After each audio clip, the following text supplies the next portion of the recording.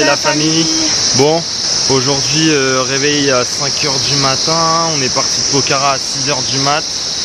On a pris un taxi qui nous a amené directement à Nayapul. Nayapul à 1h30, enfin 1h30 c'est à 40, même pas 40 km je crois, mais on met 1h30 vu l'état des routes. Et en gros, là on a démarré le trek à une petite heure. Donc on part jusqu'à Oulieri, je sais pas très bien la prononciation, on en a pour 5 heures de marche environ. Ouais, on va manger à Ilé. Donc voilà, ouais, on fera une pause à Ilé. Et après jusqu'à Oulieri. Et voilà, à toutes.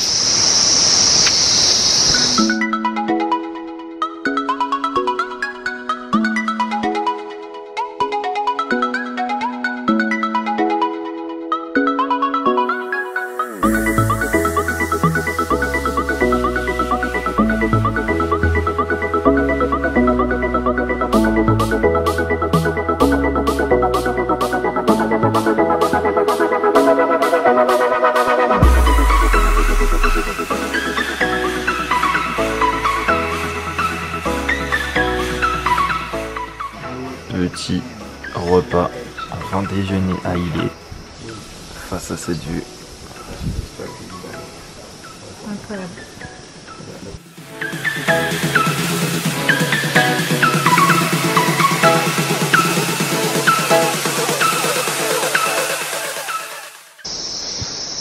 Bon, on a mis 2h30 pour aller à Ilé. Ouais. Donc c'est pas mal, c'est le temps, ouais c'est le temps. Hein. Et là on est parti sur des petits chemins, on a 3000 et quelques marches pour arriver à Oulieri où on dort ce soir. La vue un petit peu. Putain. On va tout en haut de cette montagne là-bas derrière l'arbre.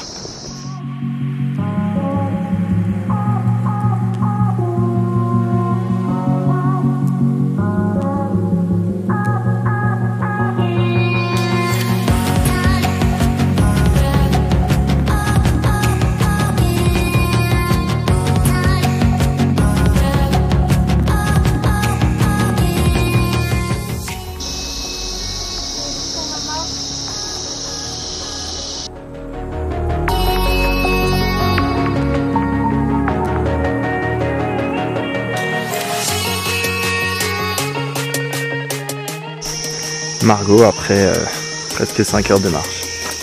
Ça va Margot? Bon Margot? Ah, c'est pas la bonne bouteille. Ça dit quoi? On m'a dit là. Ça va? Non. Oulieri ou le village imaginaire. N'est-ce pas? Bon là pour vous montrer brièvement, donc là c'est notre lodge. Donc on dort dans une des chambres, celle-là je crois. Voilà, donc c'est des toutes petites chambres. La vue en vaut quand même le détour. Bon là normalement je crois qu'on est censé voir, s'il n'y avait pas de nuages je crois qu'on verrait certains sommets enneigés et tout. Mais là bon les nuages sont, enfin on est dans les nuages quoi.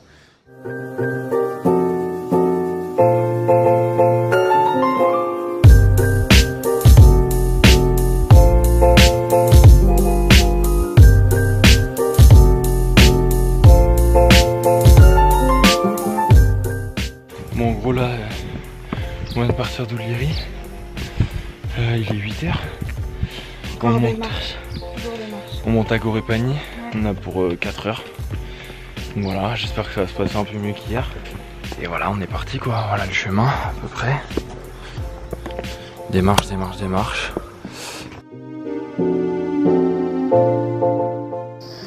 voilà où on va passer, là il y a le vide.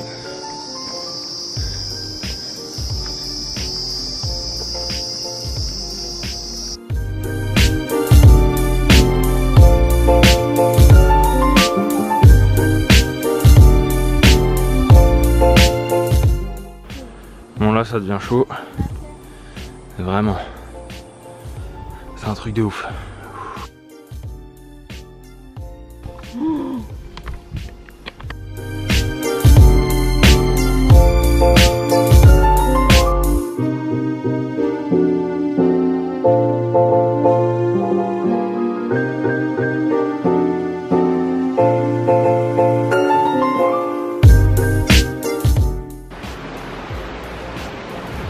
Allez Margot!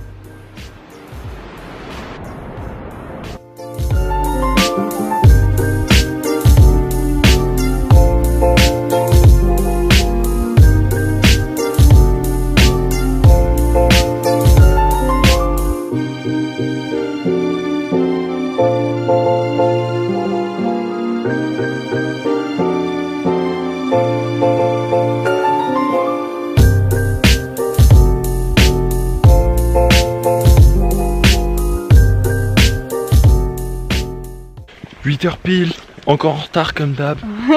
Départ de On est parti plutôt tôt. Gorépani, enfin un peu au-dessus, le village au-dessus, parce qu'on avait une bête de vue sur la montagne et de Gorépani on voyait rien. Bon, aujourd'hui on est motivé. Ouais. On va jusqu'à Tadapani ou Gandrouk, ça dépendra de Margot. J'ai mal aux pieds déjà. Elle a déjà mal au yep, mais ça va passer. Il fait super froid ce matin. Ouais. On est en polaire là. Hier on était sorti de la guest, enfin de la lodge. On avait fait quoi, 200 mètres, même pas 2 minutes de marche. On était déjà en t-shirt. Là j'ai envie de mettre ma doudoune en fait là. On sent qu'on est à 3000 là, ça blague plus là. Et là on va monter encore 300 mètres jusqu'à un petit village qui s'appelle Durali. On sera à 3300 à peu près. Et on aura atteint le plus haut point de notre trek vu qu'on fait pas celui de 10 jours. Yes. Et après on descend. Direction Gandrouk et demain Nayapoul ou équivalent quoi.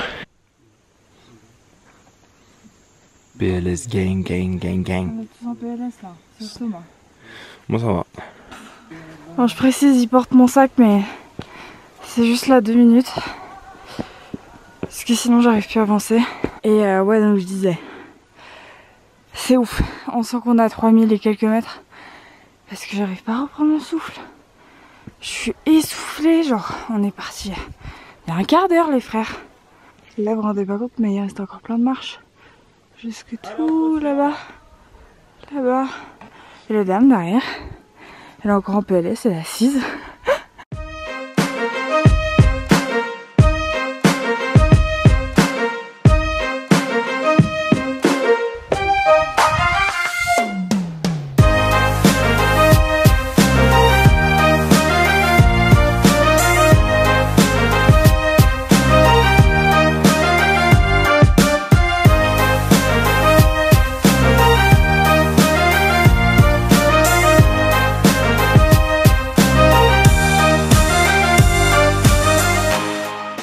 On est à 3004.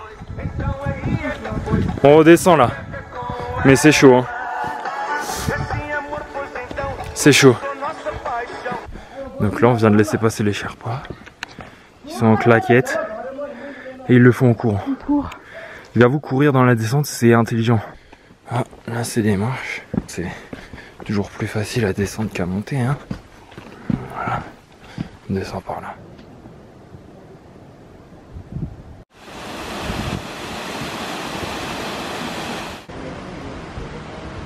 Ça c'est les mini villages. On s'arrête pour manger entre les étapes en gros. Voilà. Votre ressenti cette 3e journée? Je suis là-haut là. Je suis fatigué là. Enfin je suis pas fatigué mais ça tire sur les jambes de descendre. Ça tire sur les jambes? Ça va aller jusqu'à Tadapani? Tadapani ouais, après on verra.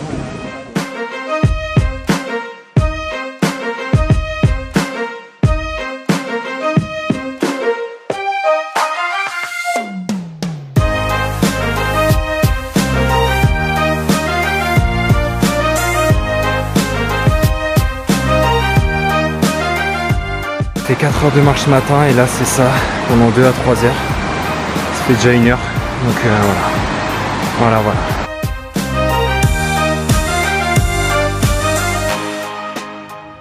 Yo la mif. Bon la famille, la vidéo est terminée. J'espère que vous avez kiffé les paysages. Maintenant on va vous parler un petit peu du trek, de Nos impressions. Exactement. C'est parti. Donc brièvement, il existe plusieurs treks sur l'Himalaya. Nous on a choisi de faire Punil Gorépani, qui est un trek qui dure 4 jours, 4 à 5 jours. Ouais. Punil Gorépani c'est le 2e trek le plus connu, donc après le trek ABC, donc qui est l'Annapurna Base Camp, qui lui dure une semaine, aller-retour.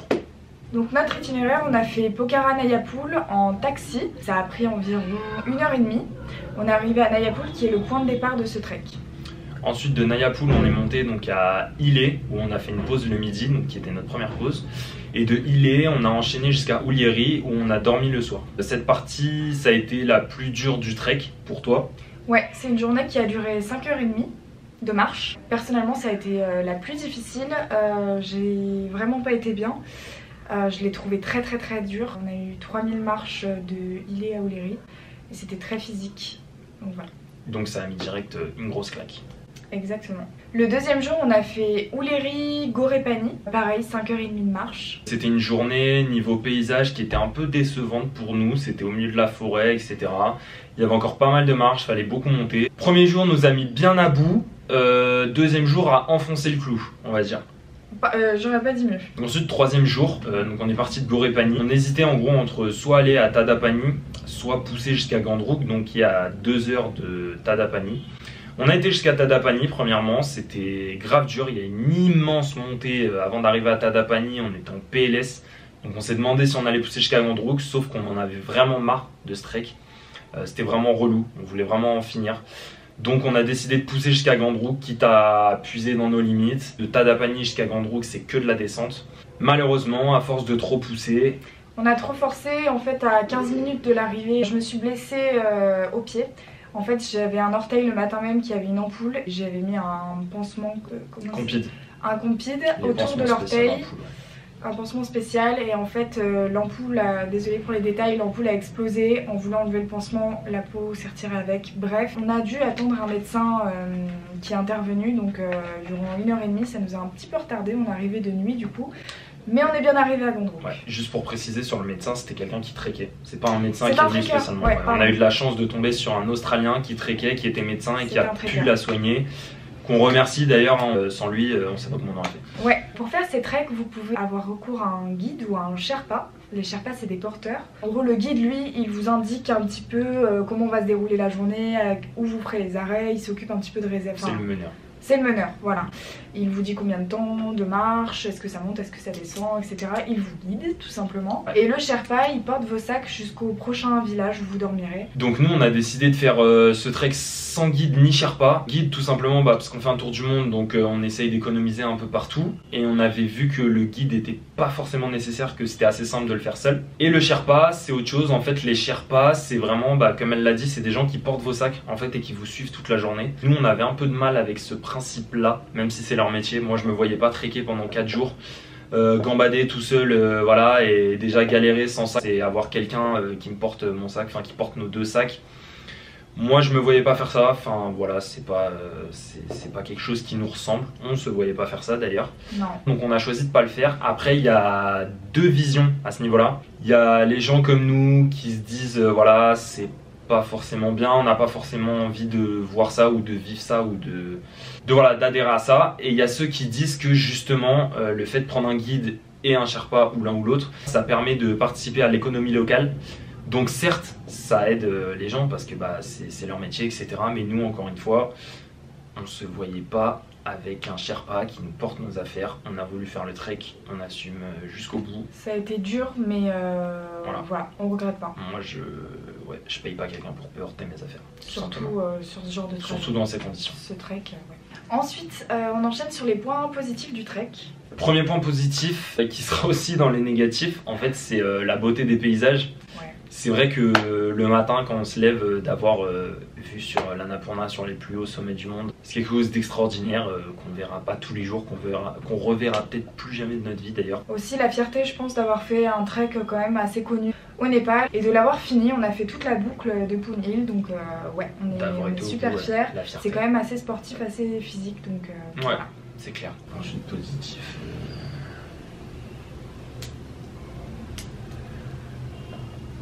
On va s'arrêter là. Hein. Ouais. Donc maintenant pour parler un peu des points négatifs, parce que malheureusement on a un peu plus de points négatifs que positifs. Déjà personnellement je m'attendais pas à ça, certes j'étais pas préparée physiquement parce que je suis pas sportive et j'ai jamais fait de randonnée de ma vie ni de trek d'ailleurs. On a quand même fait 5000 marches aller, 5000 marches retour, ouais 10 000 marches en tout. C'était très physique, personnellement je me suis poussée dans mes retranchements. Ouais, j'ai pas trop aimé cet aspect, mais après bon bah, ça fait partie du jeu. Ouais. Moi je te rejoins sur ce point là, c'était quand même très physique, enfin même sur internet on avait regardé des vidéos, lu des blogs et tout. On nous le vend, c'est accessible, machin. Moi, je trouve pas que ce soit accessible. Je trouve que c'est hyper physique. Pour rebondir là-dessus et donner un deuxième point négatif, ça reste quand même quelque chose de dangereux. Ça, je tiens à le préciser. C'est un trek, c'est pas une randonnée. Il y a une différence. S'il y a deux mots, c'est qu'il y a une différence entre les deux. Là, il y avait des fois où on était dans le vide. On était à côté du vide. Donc, c'est-à-dire que tu fais un pas de travers, tu trébuches, t'as une minute d'étourdissement ou quoi. Ça peut être grave. Après, voilà, on l'a fait, tout le monde le fait, il n'y a pas d'accident, il doit y en avoir, mais pas... voilà. Mais c'est quelque chose à prendre en compte. Si vous avez le vertige, par exemple, c'est mort. C'est mort. Alors moi déjà, je l'ai pas, et là je l'ai eu pour la première fois de ma vie, pendant ce trek. Impressionnant, franchement impressionnant. Ouais. On se rend pas bien compte en image, je trouve. Non, on se rend pas compte. Alors, je rebondis sur ce que Thomas a dit, du coup les paysages c'est aussi un point négatif parce que en choisissant le trek de Poon Hill, qui est plus court, on n'est pas dans les montagnes. La plupart du temps on est dans la forêt donc on n'a pas vue sur les montagnes. Aussi à partir d'un certain moment de la journée il y a beaucoup de nuages donc on voit plus rien.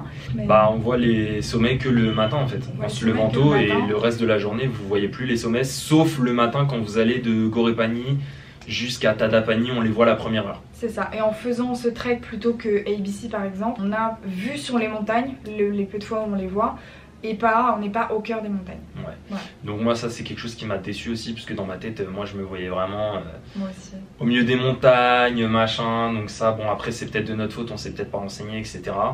Autre point négatif qui rejoint un peu ça, c'est que je m'attendais à beaucoup plus traditionnel en termes de village. Moi je m'attendais vraiment dans ma tête à arriver, les villages tradis, machin et tout. C'est traditionnel, ça a son charme, mais en fait c'est juste des arrêts à touristes pour moi, je suis désolé.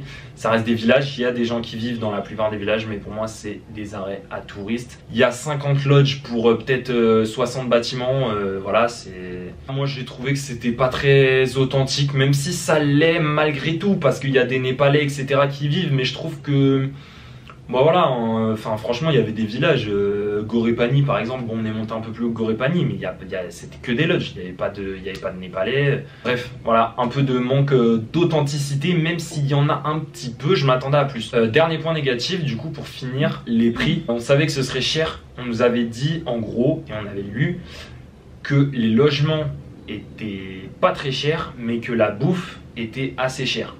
Et c'est quelque chose que on valide. On a vérifié, ouais. Et nous on a eu le cas de logement assez cher, étant donné qu'on a fini 2 fois les étapes plus tard que prévu. C'est dernier arrivé, dernier servi en fait. Le tout dernier, bah, je me suis blessée, donc on a eu vraiment dernier recours, c'était très cher du coup. Mais c'est vrai que bon, logement à part, la nourriture est très chère, c'est doublé voire triplé par rapport à... Quadruplé même. Quadruplé par rapport à Pokhara, aux grandes villes en bas quoi. Plus on monte, plus c'est cher. Et aussi, pour continuer dans les prix, il faut savoir qu'en altitude, le wifi peut être payant. C'est pas grand chose, mais ça peut être payant. L'électricité aussi, d'ailleurs c'est assez rare d'avoir une prise dans la chambre. Du coup, pour terminer cette vidéo, juste en une phrase, en un mot, en je sais pas, juste une minute, ce qu'on a pensé chacun du trek. Je te laisse commencer. Personnellement, j'ai été un peu du coup déçue, je regrette pas de l'avoir fait, on a quand même fini la boucle, etc. Je suis fière de nous, mais ça n'a pas été sans peine. Personnellement, j'en ai chié grave. C'était très dur, et encore c'était que 4 jours. On a forcé, on a eu des courbatures pendant une semaine après quand on est revenu. C'était très dur, j'ai trouvé ça très dur, très dangereux, et je m'attendais pas à ça pour finir. Voilà. Moi déçu aussi, très déçu même. Je m'attendais pas à ça niveau paysage, je m'attendais à beaucoup plus spectaculaire, même si voir les sommets le matin c'est quelque chose d'extraordinaire. Je m'attendais à plus spectaculaire, je m'attendais à plus authentique, je m'attendais à quelque chose de sportif, mais là en fait c'est monter des marches. Ça, pour moi ça a rien de... Voilà, je m'attendais à marcher de longues heures, etc. Je savais que ça allait être dur en pleine forêt, etc. Mais je m'attendais pas à me taper 10 000 marches. 10 000 marches, en gros, le premier jour, juste les 3 000 marches pour aller à Ullery, c'est l'équivalent de monter l'Empire State Building, plus de 170 étages. Donc voilà, 10 000 marches, vous faites le calcul. Donc c'est un peu chiant. Et ouais, déçu. Moi, déçu. Je le recommande aux gens qui aiment ça, qui sont prêts physiquement et psychologiquement. Parce que moi je sais que c'est plus psychologiquement que physiquement que ça n'a pas suivi. J'étais plus abattu psychologiquement, j'étais déçu et j'avais envie d'en finir dès le premier jour. Mais physiquement, c'était dur, mais c'était psychologiquement que j'étais le plus atteint, on va dire. Donc voilà, merci d'avoir regardé cette vidéo comme d'habitude. Ouais. J'espère que vous avez vu toutes les autres, j'espère pour vous.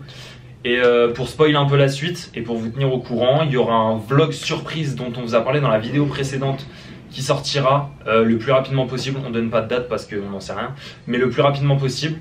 Et ensuite, on aura une petite vidéo bilan sur le Népal qu'on a déjà tournée, donc il manque juste le montage. Et là, pour vous tenir au courant, on part en Chine dès demain. On a installé un VPN, on espère qu'il fonctionnera, on espère qu'on pourra vous envoyer du contenu pendant qu'on sera en Chine, parce que normalement il y aura beaucoup plus de contenu étant donné qu'on bouge beaucoup plus. Ouais, on s'est déjà un peu calé sur ce qu'on allait faire, les vlogs et tout ça. Donc on espère vraiment pouvoir vous arroser, vous mettre bien pendant qu'on sera en Chine. On espère que vous avez kiffé, que vous allez kiffer, que vous allez vous abonner, tout le tralala, comme d'habitude. Likez, partagez, commentez. Tu connais les bails. Et on vous dit salam.